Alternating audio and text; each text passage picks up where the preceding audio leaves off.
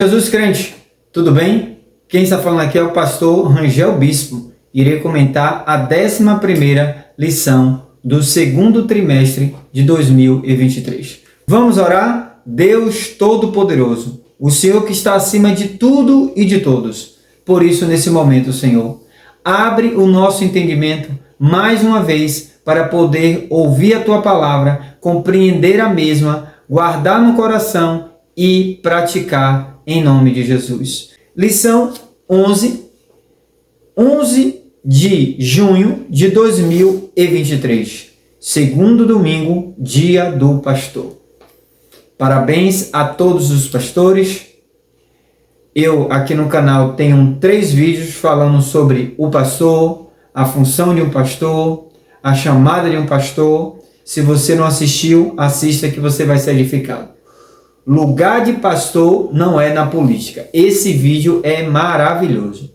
Também, como identificar um bom pastor e um mau pastor. Um estudo maravilhoso. Lição 8 do 4º trimestre de 2022, o bom pastor e os pastores infiéis. São 3 vídeos abençoados para aqueles que querem saber o significado de um pastor, qual é a função do pastor, como identificar um bom pastor, como identificar um mau pastor. Mas parabéns a todos os pastores. Que Deus nos ajude a cuidar das ovelhas de Deus. Em João capítulo 21, versículo 15, 16 e 17, Jesus reaparece a Pedro e sinaliza para Pedro: Pedro, tu me amas? Apacenta as minhas ovelhas. Nós, como pastores, não temos ovelhas. As ovelhas são de Jesus Cristo. Pastor não é dono de ovelha. Ele apacenta as ovelhas de Deus. E que Deus nos dê graça para apacentar com cuidado, pois um dia cada pastor vai dar conta do rebanho de Deus. Amém? Deus abençoe. Lição 11, os prejuízos da mentira na família. Texto áureo. Não mintais uns aos outros, pois que já vos despistes do velho homem com os seus feitos. Colossenses capítulo 3, versículo 9. Verdade prática. A mentira pode até dar flores, mas não produz fruto para o bem. Uma coisa que Deus não pode fazer. Em Lucas 1,37 está escrito que porque para Deus nada é impossível. Mas existe uma coisa que Deus não pode, que é impossível Deus fazer. E ao longo do estudo eu vou estar revelando isso para você. Amém? Fique conosco até o final, será uma aula prática e objetiva. Compartilhe, se inscreva e nos ajude a cada dia divulgar esse material em outras famílias para o nome de Jesus ser glorificado. Amém? Conto contigo. Introdução. A história de Ananias e Safira foi marcada negativamente pela mentira que o casal proferiu no início da igreja. Palavra-chave, mentira. O que significa mentira? O ato de ocultar a verdade. Tópico 1, uma conversão duvidosa. Tópico 2, o problema da mentira dentro da família. E tópico 3, protegendo a família da mentira e da hipocrisia. João capítulo 8, versículo 44, está escrito: Vós tendes por pai ao diabo, e quereis satisfazer os desejos de vosso pai. Ele foi homicida desde o princípio, e não se firmou na verdade, porque não há verdade nele. Quando ele profere mentira, fala do que lhe é próprio, porque é mentiroso e pai da mentira. É que o diabo só é pai, só criou uma coisa, a mentira. Por isso, a Bíblia diz que ele é o pai da mentira. ele nunca se firmou na verdade. Queridos, para nós compreendermos essa lição falando sobre Ananias e Safira, nós iremos ter de retornar um pouco para o início dessa igreja, a igreja primitiva. Em Atos, capítulo 1, versículo 15, está escrito que iniciou a igreja com aproximadamente 120 pessoas. Depois do dia de Pentecoste, o apóstolo Pedro saiu para fazer o primeiro discurso. E ali, quase 3.000 almas se converteram, formando parte daquela igreja primitiva. Logo após, o apóstolo Pedro também pregando, quase em Atos capítulo 4, versículo 4, está escrito que quase 5.000 almas se converteram. Mas os apóstolos não trabalhavam no mundo secular. Eles trabalhavam só para o reino de Deus. Por isso que estavam o tempo todo se esmerando na palavra, perseverando na doutrina, na oração, na comunhão. E o capítulo 4, versículo 32 até o versículo 37, de forma introdutória para a lição dessa semana, de Safira e Ananias. Precisamos ler essa introdução para poder compreender melhor essa história. E o versículo 32 está escrito: e era o coração e a alma da multidão dos que criam, e ninguém dizia que coisa alguma do que possuía era sua própria, mas todas as coisas lhe eram comuns. E os apóstolos davam com grande poder testemunho da ressurreição do Senhor Jesus, e todos eles haviam bastante graça. E não havia, pois, entre eles necessitado algum, porque todos os que possuíam herdades ou casas, vendendo-as, traziam o preço do que fora vendido e o depositavam aos pés dos apóstolos. E repartiam-se a cada um segundo a necessidade que cada um tinha. Então José, cognominado pelos apóstolos Barnabé, que traduzido é filho da consolação, levita, natural de Chipre, possuindo uma herdade, vendeu e a trouxe o preço e o depositou aos pés dos apóstolos. A igreja estava crescendo, Judas já tinha metido a mão nas ofertas e nas contribuições, e agora os apóstolos estavam crescendo na graça e números também de pessoas. Uma igreja crescendo na comunhão. E todos aqueles que tinham suas propriedades estavam vendendo de forma voluntária, nada de obrigatoriedade, de forma alguma. Aqui era tudo voluntário. Mas a gente percebe que também, por mais os discípulos, os apóstolos, receberem toda aquela renda que eles depositavam aos pés dos apóstolos, mas o apóstolos aqui não estava vivendo uma vida regalada e deixando os demais passando dificuldades. Aqui tinha tudo em comum. Em Atos capítulo 2, versículo 42 está escrito: todos os que criam estavam juntos e tinham tudo em comum. Ou seja, os apóstolos comiam sardinha, todos comiam sardinha. Os apóstolos comiam filé mignon, todo mundo comia filé mignon. Não é picanha que prometeu picanha e agora estão oferecendo abóbora. Em Atos capítulo 5, inicia a lição dessa semana. Mas um certo varão, chamado Ananias com Safira, sua mulher, vendeu uma propriedade, ou seja, ele estava replicando aquilo que Barnabé e outras pessoas estavam fazendo, outros discípulos estavam fazendo, que era o quê? Vender as suas propriedades e entregar o valor. Não era de forma obrigatória, era de algo voluntário, certo?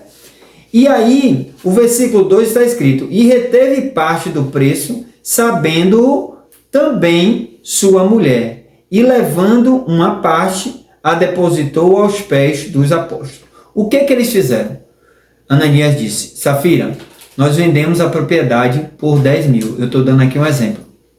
Nós iremos fazer o seguinte: vamos reter 5 mil, guardar e vamos entregar 5 mil dizendo que foi o valor da propriedade que a gente vendeu, foi 5 mil. E aí eles fizeram isso, depositaram, armaram uma mentira entre os dois e depositou aos pés dos apóstolos. Só que o versículo 3 está dizendo: disse então Pedro: Ananias, por que encheu Satanás o teu coração, para que mentisse ao Espírito Santo e reteve parte do preço da herdade? Observe que aqui o texto não está dizendo que ali foi um dom do discernimento de espírito na vida de Pedro.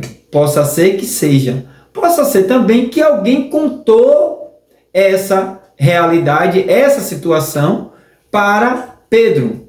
Mas aqui o texto não me afirma nenhuma hipótese, nem na segunda hipótese, certo? Mas aí o apóstolo Pedro sinaliza com Ananias, versículo 4, de Atos capítulo 5. Guardando-a, não ficava para ti, e vendida não estava em teu poder? Por que formaste este desígnio em teu coração? Não mentistes aos homens, mas a Deus. O que o apóstolo Pedro estava dialogando, interrogando e questionando com Ananias?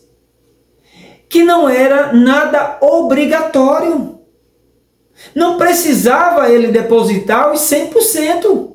Ele poderia sim dizer ali: não, olhe Pedro, eu vou vender por 10 e só vou contribuir com 5. Não tinha problema nenhum. Mas o que ele fez foi mentir junto com a esposa, dizendo: olha, vamos dizer que a gente vendeu por 5, mas na verdade eles venderam foi por 10. E aqui o pecado grave foi que ele não mentiu para Pedro, ele mentiu para o Espírito Santo. Está dizendo, o texto que está dizendo: não mentiste aos homens, mas a Deus. Ele mentiu ao Espírito Santo, ele mentiu para o próprio Deus. Ele queria enganar até o líder, Pedro, enganar ao Deus Todo-Poderoso. E o versículo 5 está escrito: e Ananias, ouvindo estas palavras, caiu e expirou. E um grande temor veio sobre todos os que isto ouviram. Observe que a punição de Ananias foi o de juízo, foi imediato. Expirou imediatamente, ou seja, um infarto, uma parada cardíaca que ali foi acometido na vida de Ananias. Mas eu quero aqui fazer algumas observações nesse texto, muito interessante, que precisamos ter muito cuidado.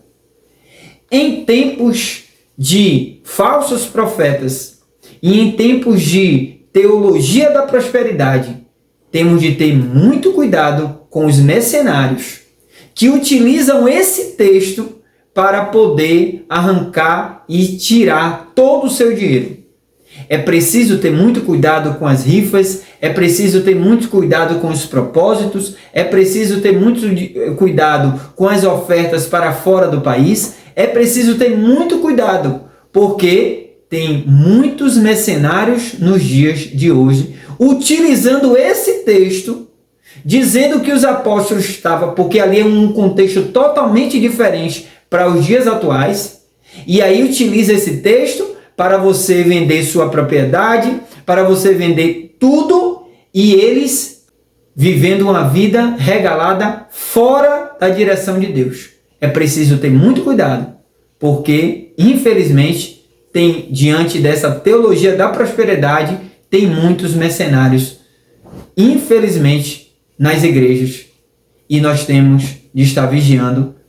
Ananias caiu, morreu, e diz o versículo 6, e levantando-se os jovens, cobriram o morto e transportando-o para fora o sepultaram. Então, como ele estava diante da igreja, o líder, o apóstolo Pedro, diante daquela multidão de quase 5.000 pessoas, como a gente acabou de ler, então alguns jovens pegaram e enterraram Ananias. Mas o versículo 7 está escrito: e passando um espaço quase de 3 horas, entrou também sua mulher, não sabendo o que havia acontecido. Eram pessoas, talvez convencidas, na verdade, não convertida. Convencida, mas não convertida. E precisava ter a sensibilidade do Espírito Santo. Passaram 3 horas e ela continuou com o pacto da mentira com o marido. Só que quando ela chega lá, ela não sabia o que tinha acontecido. Simplesmente, o apóstolo Pedro, versículo 8, disse: e disse-lhe Pedro: dize-me, vendeste por quanto aquela herdade? E ela disse: assim, portanto. Ou seja, como ela tinha tramado e tinha sido cúmplice daquela mentira, e Safira, sem saber o que tinha acontecido, ela replicou aquela mentira, porque foi um acordo dela com Ananias. O que foi que aconteceu? O versículo 9. Então Pedro lhe disse: por que é que entre vós vos concertastes para tentar o Espírito do Senhor? Eis aí a porta os pés dos que sepultaram o teu marido, e também te levarão a ti. E logo caiu aos pés e expirou. E entrando os jovens, acharam-na morta e a sepultaram junto de seu marido. Uma mentira conjunta, se aplicou o mesmo juízo. Os dois concordaram em praticar a mentira e os dois morreram. Se passaram 3 horas e não foi o suficiente para ela até mesmo se arrepender. Porque a pergunta agora ali, talvez ela poderia dizer assim: não, eu me perdoe, a gente errou, nós fizemos um trato para mentir, mas não, ela estava convicta com a mentira. Versículo 11, e houve um grande temor em toda a igreja e em todos os que ouviram estas coisas. Ananias e Safira foi punido porque mentiu por conta do dinheiro. Os irmãos de José vendeu José por conta do dinheiro. Judas traiu Jesus por conta do dinheiro. Então, como está escrito em 1 Timóteo capítulo 6, versículo 10, que o amor ao dinheiro é a raiz de toda espécie de males. Então, Judas amou mais o dinheiro. Ananias, Safira também amaram mais o dinheiro. Estamos em um mundo que desde o início o diabo mentiu para Eva e Eva acreditou e aí iniciou o pecado original. Infelizmente temos a síndrome de Adão e Eva, de mentir. O inimigo iniciou também com a mentira. Dia 1º de abril, o mundo titulou 1º de abril como o dia da mentira. Não tem o dia da verdade, mas tem o dia da mentira. Hoje, a mentira é maquiada, é fake news. Ou seja, para tirar a realidade do que é realmente a mentira. Jesus disse: eu sou o caminho, a verdade e a vida. A única verdade absoluta é Jesus Cristo. Em João capítulo 17, versículo 17, Jesus está dizendo aos seus apóstolos e aos seus discípulos: santificai-vos na verdade. A Bíblia é a verdade. Para a gente identificar algo que é mentiroso, temos de ir para a Bíblia. Existem muitas ideologias malignas hoje nas igrejas e neste mundo e na família. Mas precisamos levar esta verdade, que é a palavra de Deus, a única verdade absoluta, para sermos purificados, santificados diante da presença de Deus. Que nós venhamos a cada dia buscar ler a Bíblia para conhecer a verdade, como diz lá em João 8,32. E conhecereis a verdade, e a verdade vos libertará. Que Deus nos ajude a conhecer mais e mais a verdade e não ser uma pessoa mentirosa.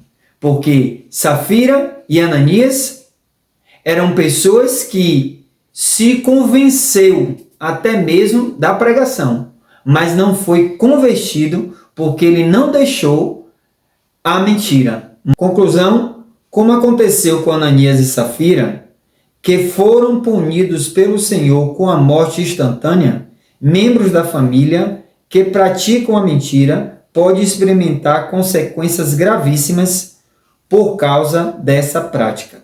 A Bíblia diz que a igreja é a coluna e a firmeza da verdade. 1 Timóteo capítulo 3, versículo 15. Portanto, ainda que no primeiro momento possa parecer difícil, o caminho da verdade sempre é o melhor.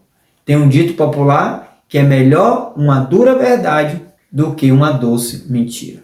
E só para lembrar, em tempos da teologia da prosperidade, que é uma teologia herética, temos de ter muito cuidado com as rifas, com os propósitos, com as ofertas para fora do país, porque tem muitos mercenários utilizando esse texto para trazer uma lição para você vender tudo que você tem e buscar realmente estar vivendo uma vida regalada. Mas que eu e você possamos estar vigiando diante dessa triste realidade que está implantada na maioria das igrejas. Amém?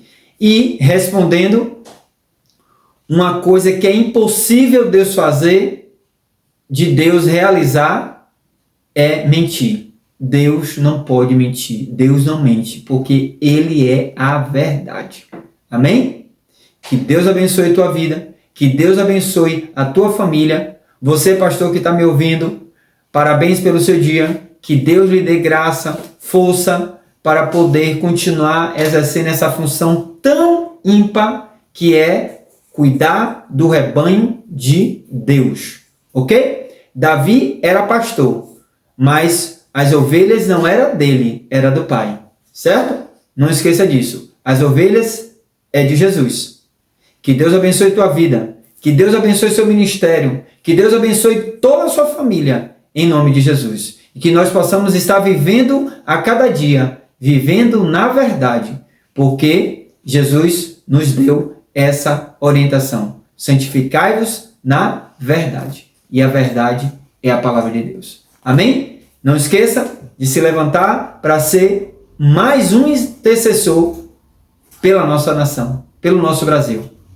Iremos continuar na intercessão, sabendo que o nosso Deus é o Deus que abate Nabucodonosor.